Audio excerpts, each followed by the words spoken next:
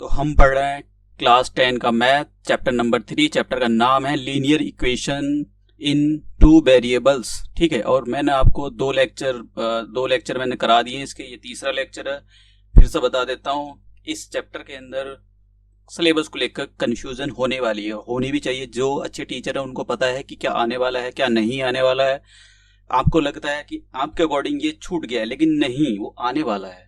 देखो चीजें, जैसे मैं आपको बताता हूँ एक्सरसाइज 3.2 के अंदर उसने बोला है कि आप ग्राफिकली आप उसको बताइए, ग्राफिकली रिप्रेजेंट करके दिखाइए। बिना ग्राफ के भी आप उसको रिप्रेजेंट कर सकते हो। तो मैं एक्सरसाइज 3.2 के आज वही क्वेश्चन करा रहा हूँ जो बिना ग्राफ के सॉल्व हो रहे हैं। अब मैं क्या काम करूंगा, एक्सरसाइज 3.2 के वो सारे क्वेश्चन कराऊंगा जो ग्राफ से सॉल्व हो रहे हैं, लेकिन ग्राफ से नहीं कराऊंगा।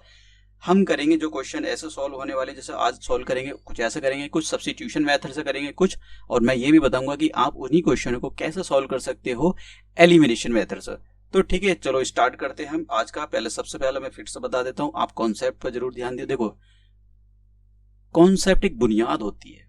अगर आपकी बुनियाद खराब है तो फिर आईआईटी बड़े जैसे इंस्टीट्यूशन में आप नहीं जा सकते हो, आपके लिए प्रॉब्लम क्रिएट ऑटोमेटिकली हो जाती है।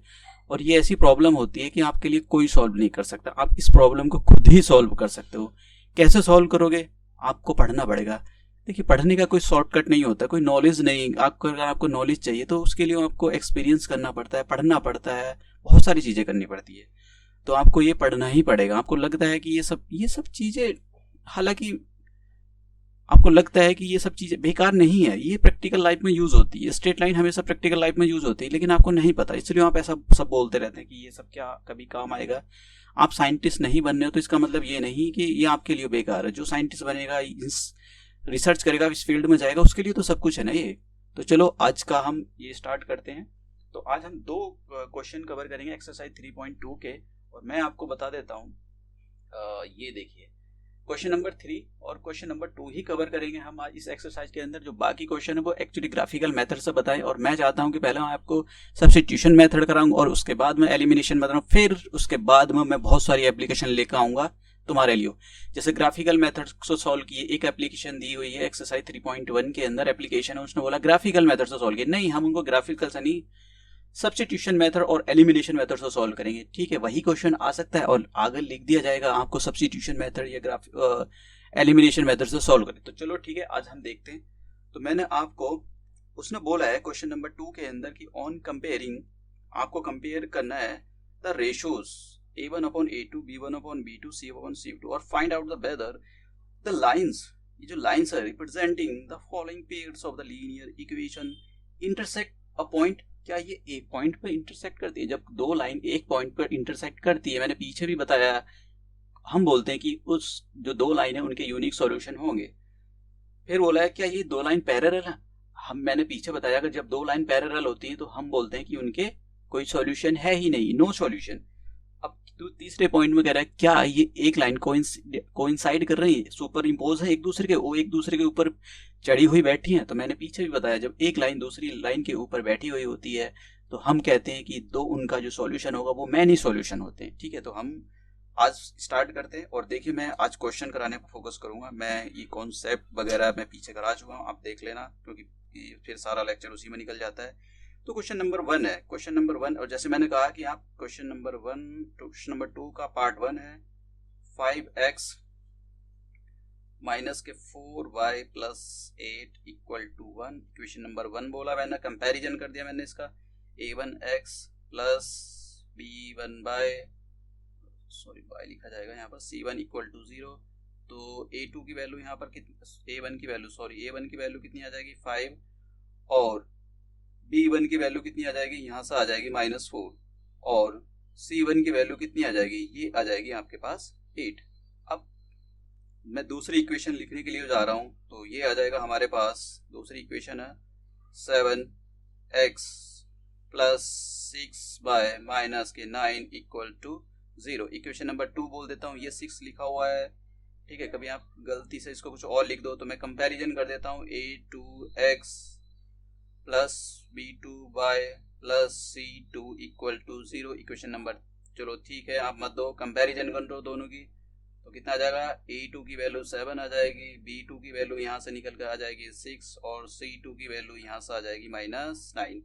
अब हम क्या काम करते हैं, हम ये देखते हैं, देखिए दो लाइन पैरेलल हैं, एक पॉइंट पर इंटरसेक्ट कर रही हैं या फिर कोइंसाइड कर रही हैं, बताना तभी बताओगे जब आपको कंडीशन पता है, आप रेशियो निकाल सकते हो। तो आप क्या काम करोगे, A1/A2 का रेशियो निकालोगे। तो A1 की वैल्यू यहाँ पर 5 है और A2 की वैल्यू यहाँ पर कितनी है, 7।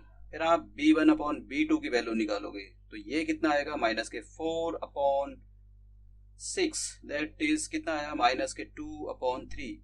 बस आगे नहीं जाना। जब A1/A का रेशियो A1/A2 का रेशियो B1/B2 के रेशियो के इक्वल नहीं आता है, तो ठीक है, मतलब यहाँ पर क्या हुआ, A1/A2 is not equal to B1/B2। तो आप क्या बोलोगे कि ये लाइन, ये जो आपके पास लीनियर इक्वेशन लिखा हुआ है, पेयर्स, आप देखो मैं बता देता हूँ, मैं लैंग्वेज नहीं लिख रहा हूँ, सीधा लिखना आपको जो मैं डिक्टेट कर रहा हूँ, पेयर्स ऑफ, ठीक है, linear equation intersect at a point, ये लिखना है इसके अंदर, क्योंकि ये एक ही पॉइंट पर इंटरसेक्ट करती है, मतलब दो लाइन एक दूसरे को इंटरसेक्ट इस पॉइंट पर करती है।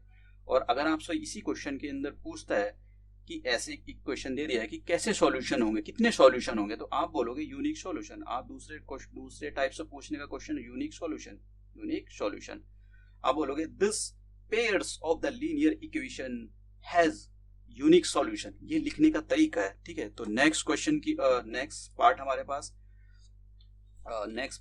पास 9x, बस एक मिनट दे दो, मैं जरा इसको एक लिख लेता हूँ, टैब को मुझको आगे दिखाई नहीं देगा। 9x और 3y प्लस 12 इक्वल टू 0 और 18x प्लस 6y प्लस के 24 इक्वल टू 0। और मैं एक सेकेंड थर्ड क्वेश्चन भी लिख लेता हूँ, 6x माइनस के 3y plus k 10 equal to 0, 2x minus y और प्लस के 9 इक्वल टू 0। जरा एक सेकेंड में, और 3x, ओके ठीक है, प्लस और 18, ओके ठीक है। अब देखिए, अब मैं नेक्स्ट पेज पर इसको सॉल्व करता हूँ। तो मैं क्वेश्चन लिख देता हूँ आपको, आप अपनी एनसीईआरटी की बुक में देख सकते हो। तो मैं यहाँ पर सेकंड पार्ट लिखने के लिए जा रहा हूँ। सेकंड पार्ट में 9x plus 3y plus 12 equal to 0। आप कंपैरिजन करो इस इक्वेशन की, आप इक्वेशन नंबर 1 डालो, a1x प्लस b1y और c1 है ये इक्वल टू 0। इक्वेशन नंबर 2 डालो, on comparing equation number 1 and equation number 2, तो मैं यहाँ से निकाल सकता हूँ कि a1 कितना आ जाएगा, a1 आ जाएगा मेरे पास 9 और b1 कितना आ जाएगा, ये आ जाएगा 3 और c1 कितना आ जाएगा, ये आ जाएगा 12। मैं दूसरी इक्वेशन लिखने के लिए जा रहा हूँ। दूसरी इक्वेशन कौन सी है, ये है 18x और 6y plus 24 equal to 0। Equation number 3 डाल देता हूँ, मैं कंपैरिजन कर देता हूँ स्टैंडर्ड इक्वेशन से। तो a2x b2y plus c2 equal to 0। तो यहाँ से कितना निकाल सकते हो, a2 इक्वल टू 18, a2 की वैल्यू यहाँ से आ गई और b2 की वैल्यू आ जाएगी 6 और c2 की वैल्यू आ जाएगी यहाँ पर 24। और आपको बताना है कि a1/a2 का रेशियो पहले निकालो, तो कितना आ जाएगा, a1 की वैल्यू यहाँ पर 9 है और ये 18 लिखा हुआ है, तो कितना आ जाएगा 9/2, 9 की टेबल से चला जाएगा। फिर मैं यहाँ पर b1/b2 की वैल्यू निकाल लेता हूँ और b1 की वैल्यू है 3 और b2 की वैल्यू है कितनी यहाँ पर 6, यानी कितना आ जाएगा 1/2।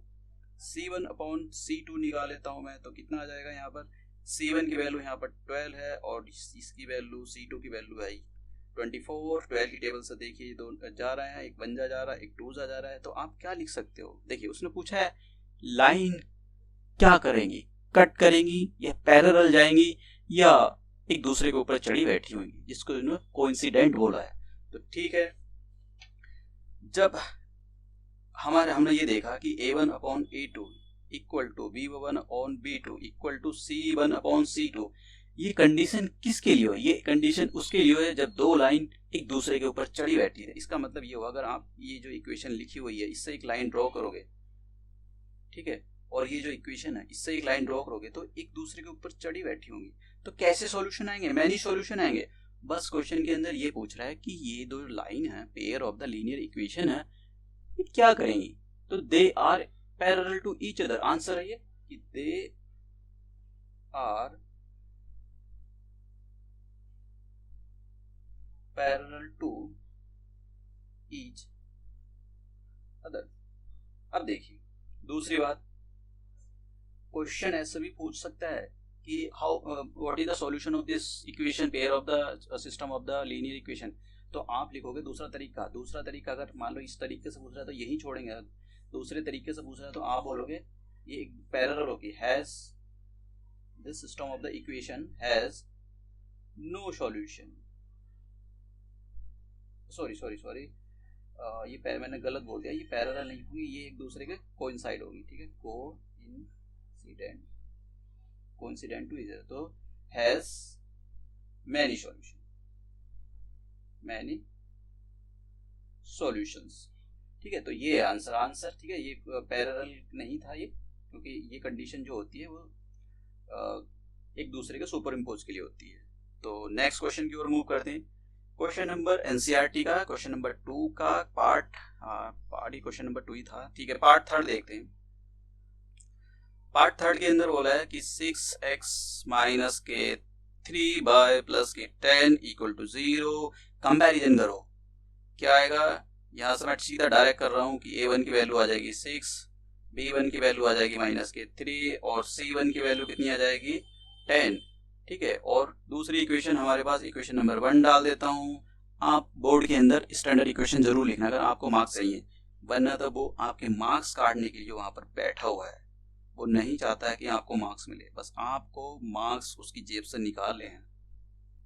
तो आप कंपैरिजन करो, a2 की वैल्यू कितनी आ जाएगी 2 और b2 की वैल्यू कितनी आ जाएगी यहाँ पर माइनस के 1। गलती नहीं करनी कभी, आप यहाँ पर माइनस छोड़ दो, सीधा 1 लिख दो। मैं उनके लिए बोल रहा हूँ जिन बच्चों का मैथ अच्छा नहीं है, ठीक है। तो कंपैरिजन अच्छे से करनी है, तो फिर वही हम रेशो निकालते हैं। तो a1 अपॉन a2 का रेशो कितना आएगा? तो आप लिखोगे a1 की वैल्यू कितनी है 6 है, a2 की वैल्यू ये, तो कितना आया 3/1, ओके जी। b1 अपॉन b2 की वैल्यू निकालते हैं हम, तो कितना आ जाएगा? b1 की वैल्यू आ जाएगी माइनस के 3, b1, हाँ ठीक है, ओके। तो ये कितना आ जाएगा? ये भी। और c1 अपॉन c2 की वैल्यू निकालते हैं, तो c1 की वैल्यू कितनी आ जाएगी 10 और c2 की वैल्यू आ जाएगी 9। तो क्या है हमारे पास? ये रेशो, दो रेशो तो इक्वल है, मतलब इसका मतलब ये हुआ कि a1 अपॉन a2 का जो रेशो है वो b1 अपॉन b2 के रेशो के इक्वल है, बट c1 अपॉन c2 के रेशो के इक्वल नहीं है। तो ये ये कंडीशन किसके लिए अप्लाई होती है? ये कंडीशन तब होती है कि जब एक लाइन दूसरी लाइन के पैरेलल हो। जब एक लाइन दूसरी लाइन के पैरेलल होती है तो हम क्या बोलते हैं? तो आप लिखोगे, तो आप इसके जो इसने पूछा है क्वेश्चन पूछने का, इसका अपना तरीका एनसीईआरटी का, कि ये लाइन आप लिखोगे दे का मतलब ये दोनों lines, they are parallel to each other, ठीक है। या अगर आपसे ये पूछता कि सॉल्यूशन बताइए कैसे सॉल्यूशन होंगे, तो आप क्या बोलोगे? जब दो लाइन एक दूसरे के पैरेलल सॉल्यूशन हो जाएंगे तो आप लिखोगे दे हैव का मतलब दोनों जो लाइन है दे है, क्योंकि दो लाइन जब पैरेलल होगी तो कोई सॉल्यूशन है होगा ही, दे हैव नो सॉल्यूशन, ठीक है, दे हैव नो सॉल्यूशन, कोई सॉल्यूशन नहीं है। तो ये हमारा पार्ट हो गया कंप्लीट। अब देखिए हम अब क्वेश्चन नंबर 3 की ओर मूव करते हैं। तो आप एक बार क्वेश्चन को, मैं आपको 1 मिनट देता हूं, आप क्वेश्चन को जल्दी से रीड करो।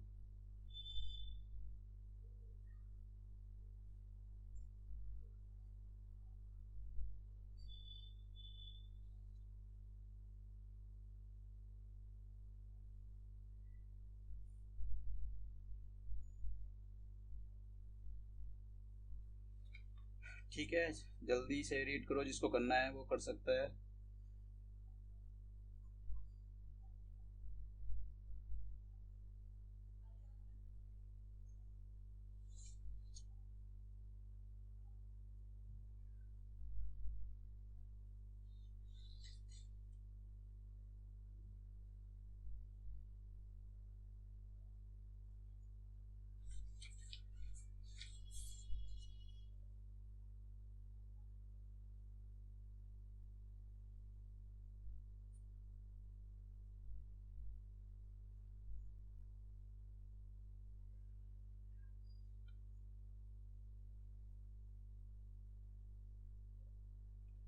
देखिए हम करने के लिए जा रहे हैं क्वेश्चन नंबर 3।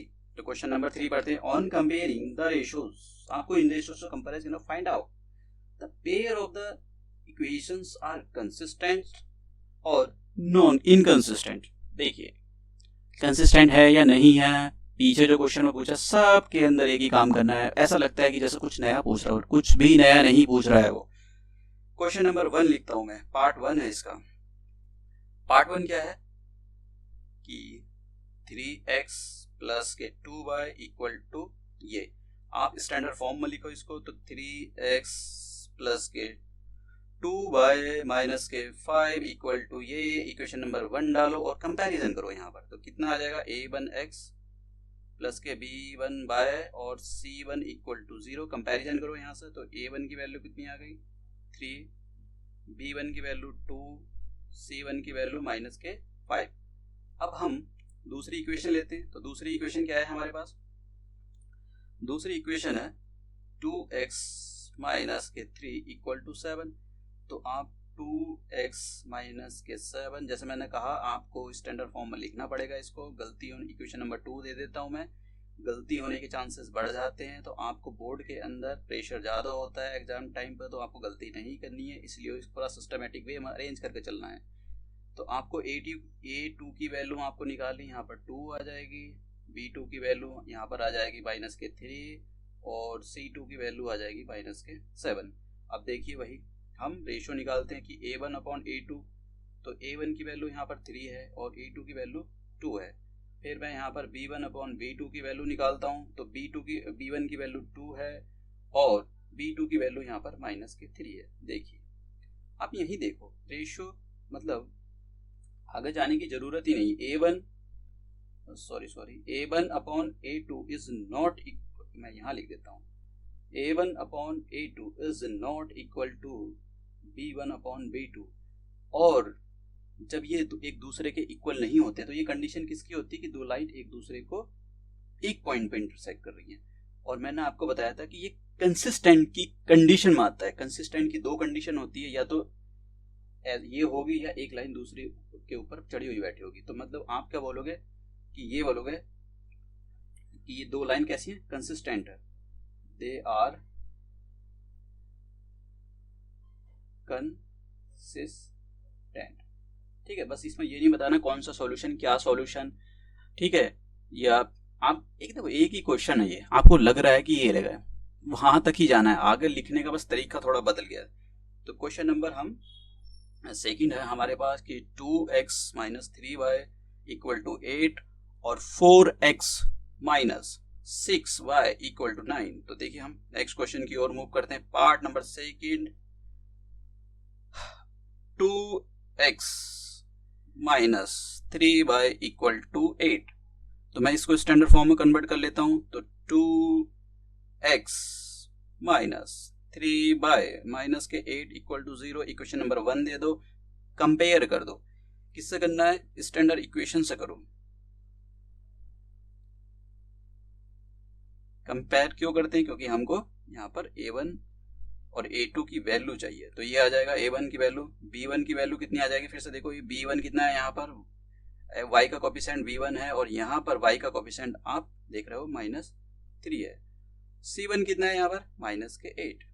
दूसरी इक्वेशन लिखने के लिए जा रहा हूं मैं।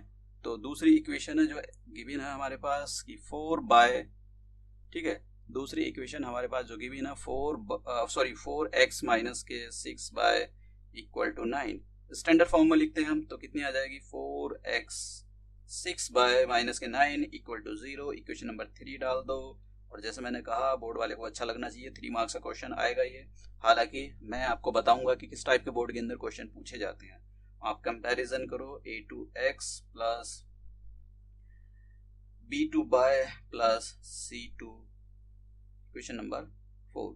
तो आप यहां से निकालिए, a2 की वैल्यू 4 आ गई, b2 की वैल्यू कितनी आ गई -6 और c2 की वैल्यू कितनी आ गई -9। मैं अपने YouTube चैनल पर सारी चीज़ें एकदम सिंप्लीफाइड वे में सॉल्व करना चाहता हूँ, लिखना चाहता हूँ। अब मैं आंसर राइटिंग सिखाऊंगा कि आप SST के अंदर, साइंस के अंदर आंसर राइटिंग सिखाऊंगा कि आप कैसे लिख सकते हो। ये बुकीज नहीं बनना है बस, अगर आप बुकीज बनोगे तो वही आपको छोटी सी चीज भी वो पहाड़ लगेगी और बस वहीं पर बर्डन आ जाता है, फिर आपको मन खत्म, इंटरेस्ट खत्म। तो मैं आपको 15 ईयर अपने टीचिंग एक्सपीरियंस से ये सारी चीजें सिखाने वाला हूँ। तो सबसे पहले हम a1 अपॉन a2 की वैल्यू निकालते हैं। तो a1 कितना आ जाएगा 2 और a2 की वैल्यू है 4। तो आप यहाँ से निकाल सकते हो ये 7 b1 सेम है, आपको ये करना है b1 की वैल्यू -3 है और b2 की वैल्यू -6 है। दोनों को सॉल्व करोगे 1/2 आ जाएगा। c1 अपॉन c2 की वैल्यू निकालो। तो c1 कितना है हमारे पास -8 और c2 कितना है -9, मतलब 8/9। और इसका मतलब ये हुआ कि a1 upon a2 equal to b1 upon b2 is not equal to c1 upon c2। ये कंडीशन बनी हमारे पास। और ये कंडीशन किसके लिए होती है? मैंने जैसे पीछे बताया कि कंसिस्टेंसी की जो कंडीशन होती है, या तो एक पॉइंट पर इंटरसेक्ट करेगा, या एक के ऊपर एक चढ़ी बैठी होगी, या एक दूसरे के पैरेलल होगी। ये जो कंडीशन होती है ये पैरेलल की कंडीशन होती है। मतलब अगर दो लाइन एक दूसरे के पैरेलल है, इसका मतलब ये हो गया कि वो दो लाइन जो है इनकंसिस्टेंट है, कोई मेल नहीं खा रहा इन दोनों लाइनों का। तो आप लिखोगे दे आर इनकंसिस्टेंट। ये इसका आंसर है, दे आर इनकंसिस्टेंट। देखो भैया, बोर्ड के अंदर मैथ पढ़ रहे हो अपना कि लिटरेचर सब्जेक्ट का, तो पता लगा वहां पर लैंग्वेज लिखने के लिए बैठ गए, महाभारत। कुछ नहीं करना है, जहां डिमांड होती है केवल वहीं लिखना है, वो भी अपनी सिंपल लैंग्वेज में लिखना है। मैथमेटिक्स के अंदर, साइंस के अंदर यही होता है। वहां पर कोई लिटरेचर नहीं कि आपको रट्टा बट्टा मार को आप बैठ गए। ठीक है, इजी लैंग्वेज में चीज़ों को बहुत ही सिंप्लीफाइड बनाना है। अगर आपको पढ़ना है अच्छे से तो चीज़ों को अपनी लैंग्वेज में लिखो। ठीक है, आपने हिंदी इंग्लिश जो भी सीखा है उसमें लिखो ना। ये सब बुक्स तो आप देखो, पढ़ो, उनके कीवर्ड लिखो, बस उनकी बुकीज लैंग्वेज नहीं लिखना है आपको। नेक्स्ट क्वेश्चन की ओर मूव। क्वेश्चन नंबर 3 है। तो क्वेश्चन नंबर 3 क्या कहता है कि 3/2x plus 5/3 y equal to 7 में। और दूसरी इक्वेशन हमारे पास लिखी हुई है कि 9x माइनस के 10 बाय इक्वल टू 14। ठीक है, अब देखिए मैं ट्रांसपोज कर देता हूं कि 3/2x 5/3 बाय -7 इक्वल टू 0। अब देखिए बड़े आसानी से सॉल्व कराऊंगा इस क्वेश्चन को मैं बहुत ही प्यार के साथ, क्योंकि question number 1 equation number 1 a1x, क्योंकि कुछ बच्चों को ऐसा लगता है जिनका मैथ थोड़ा वीक है, मैं थोड़ा उनको ज़्यादा टारगेट करके चलता हूँ कि जो बच्चे मतलब उनकी ट्यूशन नहीं है, दूर पढ़ते हैं, पहाड़ी क्षेत्रों में रहते हैं, मतलब जाने का कोई साधन नहीं है, बस एक। तो आप बस यूट्यूब पर बने रहो मेरे चैनल पर, मैं सब करा दूंगा। तो कंपैरिजन करो, a1 बराबर 3/2, b1 बराबर 5/3 और c1 बराबर, कंपैरिजन कर दिया आपने, इक्वेशन नंबर 2 दे दो। ठीक है, तो यहाँ पर देखो कंपैरिजन, एक और बात बता देता हूँ फिर भी मत पूछना बिल्कुल। यहाँ पर ये जो देख रहे हो x, इसका कोफिशिएंट कितना है a1, यहाँ पर देख रहे हो x, इसका कोफिशिएंट कितना 3, बस दोनों को एक दूसरे के इक्वल कर दिया। y देख रहे हो यहाँ पर y का कोफिशिएंट b1, और ऊपर वाली इक्वेशन में y देख रहे हो, इसका कोफिशिएंट कितना है 5/3, दोनों को एक दूसरे के इक्वल कर दिया। फिर ये देख रहे हो कांस्टेंट टर्म 7, और यहाँ पर कितनी कांस्टेंट टर्म c1, दोनों को इक्वल कर दिया। अब मैं ये जो इक्वेशन लिखी हुई है इसको थोड़ा सा स्टैंडर्ड फॉर्म में लिख लेता हूँ। तो 10 बाय माइनस को इधर ले आता हूँ। देखिए मैं कहता हूँ कि थोड़ा इसको स्टैंडर्ड फॉर्म में आपने नहीं लिखा कोई प्रॉब्लम नहीं, लेकिन आप एक्स्ट्रा ऑर्डिनरी होने चाहिए, आपको कंपैरिजन करनी आनी चाहिए। अगर नहीं आई तो गया फिर क्वेश्चन। तो इसीलिए गलती ना हो, क्वेश्चन जल्दी के चक्कर में, ओवर कॉन्फिडेंस के चक्कर में फिर वो कम मार्क्स का क्वेश्चन 1 या 2 मार्क्स कट जाए, कोई फायदा नहीं है। तो यहाँ पर a2x कंपैरिजन करते हैं b2 by plus c2 equal to 0 निकालते हैं। तो a2 की वैल्यू कितनी हो जाएगी 9 आ जाएगी, b2 की वैल्यू कितनी आ जाएगी -10 आ जाएगी, और c2 की वैल्यू कितनी आ जाएगी -14। तो देखिए हम निकालते हैं a1/a2 की वैल्यू निकालते हैं। a1 की वैल्यू यहाँ पर 3/2 और a2 की वैल्यू 9 है। देखिए अब देखिए जरा, एक फ्रैक्शन के अपॉन में जब भी फ्रैक्शन होता है उसको कैसे सॉल्व किया जाता है। एक फ्रैक्शन ये लिखा और एक ये लिखा है, तो इसको कैसे सॉल्व किया जाता है, जो ऊपर वाला फ्रैक्शन है उसको ऐसे लिख लो, ये लाइन देख रहे हो, इसकी जगह डिवाइड का साइन लगा दो। देखिए ये उनके लिए जो बच्चे एडवांस लेवल के होते हैं तो उनको तो पता है कि उनका मैथमेटिक्स ठीक है, लेकिन ये उसके लिए बता रहा हूँ मैं जिनका मैथ वीक होता है, ठीक है। और इसके 9 के अपॉन में हमेशा 1 होता है, इक्वल टू 3/2। कि किसी को लगेगा कि ये बच्चों वाली क्या हरकत आ गई, तो ये उन्हीं के लिए है, ठीक है। अब देखिए ये डिवाइड का साइन हटाओ, ओके, और ये जो लगा हुआ है 9/1 इसको उल्टा कर दो। जब भी डिवाइड का साइन हटाते हैं तो मल्टीप्लाई का साइन लगाते हैं, और एक कंडीशन और है कि ये उल्टा हो जाता है। जैसे 9/1 था, ये उल्टा हो जाएगा। 3 की टेबल में ये कैंसिल करो तो कितना आ जाएगा, 1/6। अब B1/B2 की वैल्यू निकालो, तो B1 की वैल्यू कितनी आ जाएगी, 5/3, और B2 की वैल्यू कितनी आ जाएगी, -10। तो फिर से सॉल्व करते हैं, ऊपर वाला काम करना पड़ेगा हमको। हम ये डिवाइड का साइन लगाते हैं, ये जो 10 लिखा हुआ है इसकी जगह हम देखो, जब कोई भी नंबर लिखा हुआ, लेट्स से 5 लिखा हुआ, तो इसके अपॉन में हमेशा 1 होता है, ठीक है। तो 5/3, ये जो डिवाइड का साइन है इसको आप हटा दो, मल्टीप्लाई का साइन लगा दो और उल्टा कर दो। 5 की टेबल में ये 1 जा जाएगा और 5 की टेबल में ये 2 जा जाएगा, तो कितना आ जाएगा, 1/-6।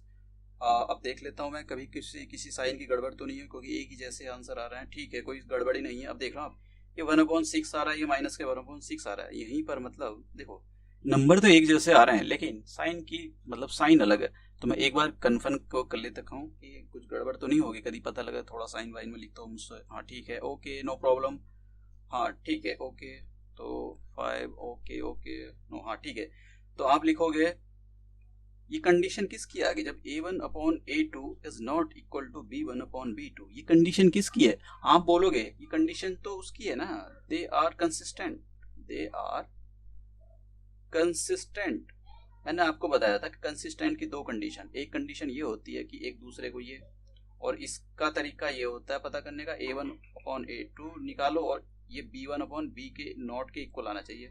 नहीं, इक्वल नहीं है, यानी A/A2 is not equal to B/B2, ये कंडीशन है। और दूसरी कंडीशन क्या, एक लाइन दूसरी लाइन के ऊपर चढ़कर बैठी है, तो इसकी कंडीशन ये होती है कि A1/A2 equal to B1/B2 equal to C1/C2। तो देखो हमारे पास ये आ रही, तो इसलिए ये कंसिस्टेंट है। नेक्स्ट क्वेश्चन की ओर मूव करते हैं।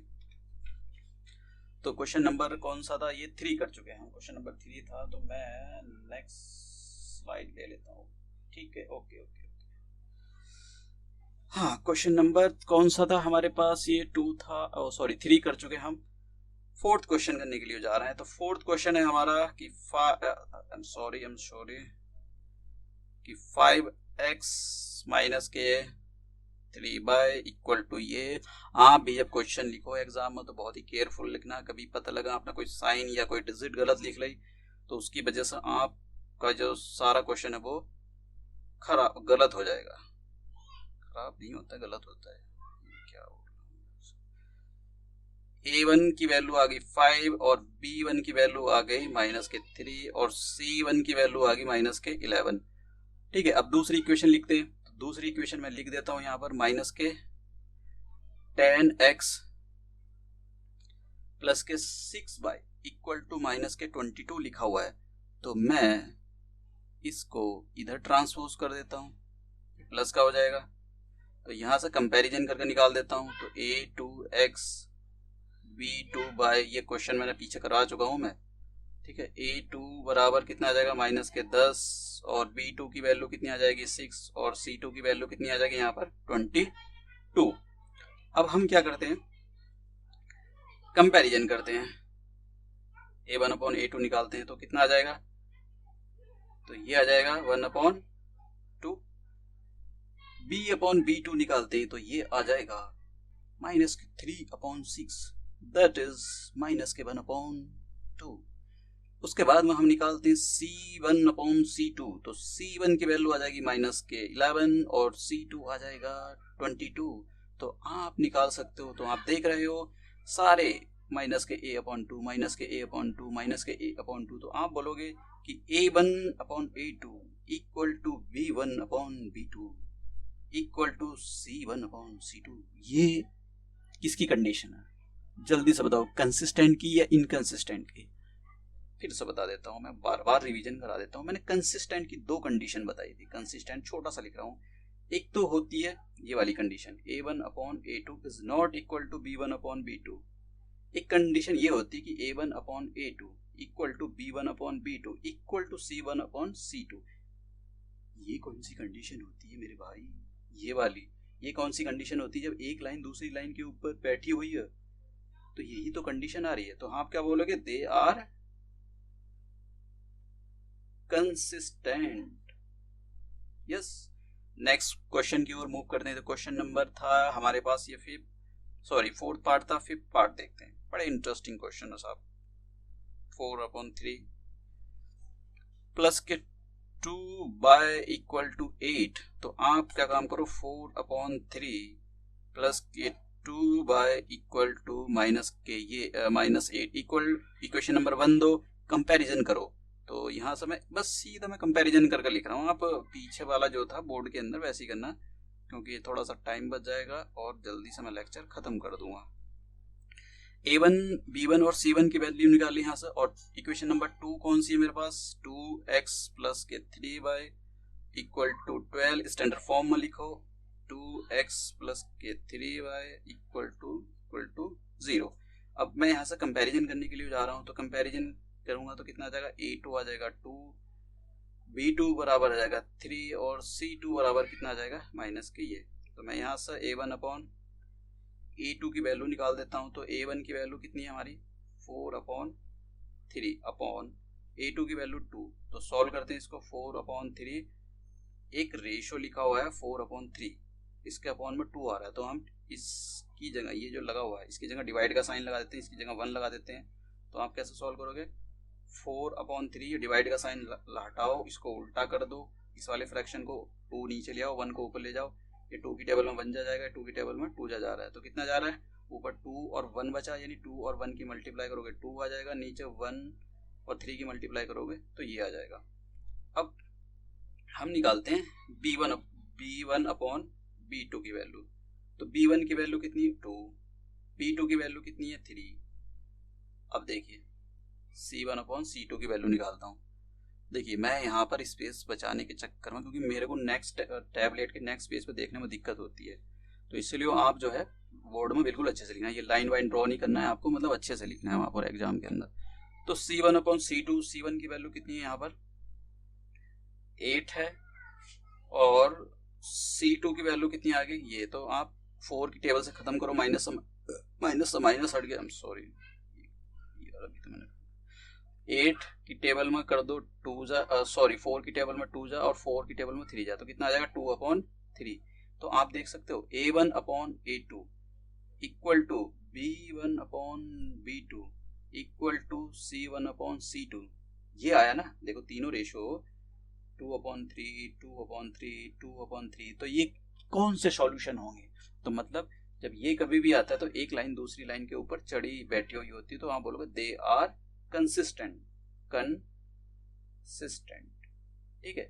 तो ये हमारे सारे क्वेश्चन कंप्लीट हो गए। अब मैं देखता हूँ आगे कुछ बच्चा तो नहीं। हाँ, अब मैं आगे जो आपको कराऊंगा, ये जो क्वेश्चन है ये मैंने एक्सरसाइज 3.1 के और कुछ लिए हैं, मतलब अभी मैं इनको कराऊंगा तो मैं इनको अलग अलग मेथड से कराऊंगा। ठीक है। तो मैंने जो भी आप देखो एक्सरसाइज 3.2 के अंदर और पीछे भी कुछ क्वेश्चन ऐसे हैं, मतलब कुछ नहीं, सारे क्वेश्चन करेंगे दूसरे मेथड से, वही क्वेश्चन दूसरे मेथड से करेंगे, ना कि ग्राफिकल मेथड से।